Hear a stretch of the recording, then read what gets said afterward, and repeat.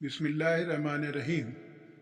حضرت عائشہ رضی اللہ تعالی عنہا سے روایت ہے کہ رسول اللہ صلی اللہ علیہ وسلم فجر کی نماز پڑھتے تھے اور مومنہ عورتیں بھی ان کے ساتھ نماز میں شامل ہوتی تھیں۔ وہ اپنی چادروں میں اچھی طرح لپٹی ہوتی تھیں، پھر نماز کے بعد اپنے گھروں کو لوٹ جاتی تھیں اور اندھیرے کی وجہ سے کوئی انہیں پہچان نہیں پاتا تھا۔ حدیث سے ملنے والے اہم فائدے۔ عورتوں کا مسجد میں نماز پڑھنا جائز ہے۔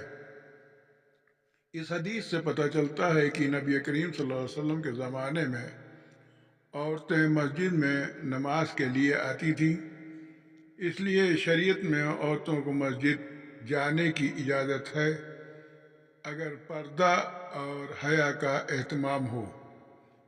پردہ اور حیا بہت ضروری ہے۔ متلففات کی مروتہن کا مطلب ہے کہ اپنی چادروں میں اچھی طرح لپٹی ہوتی تھیں۔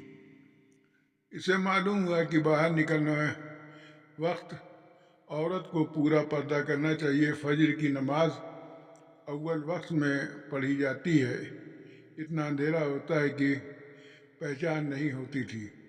اس سے پتہ چلتا ہے کہ رسول اللہ صلی اللہ علیہ وسلم فجر کی نماز شروع وقت میں ادا کرتے تھے۔ سادگی اور پاکیزگی۔ اس دور کی عورتیں سادگی سے آتی تھیں، دکھاوا یا سجاوٹ نہیں کرتی تھیں۔ آج کے لیے بھی سبق ہے کہ عبادت میں سادگی اور خالص نیت ہونی چاہیے۔ عورتوں کا جلدی گھر لوٹنا۔ نماز کے بعد وہ فوراً گھر لوٹ جاتی تھی۔ اس سے یہ بھی سیکھ ملتی ہے کہ بے وجہ باہر رکنا یا گھومنا مقصد نہیں تھا، بلکہ صرف عبادت کے لیے آتی تھی۔ صحیح بخاری حدیث نمبر 372، کتاب نماز کے احکام اور مسائل میں۔ سبسکرائب کریں اور لائک کریں اور دوسرے لوگوں تک حدیثیں پہنچانے کی کوشش کریں، جس سے آپ بھی اس کے ثواب کے حقدار ہوں۔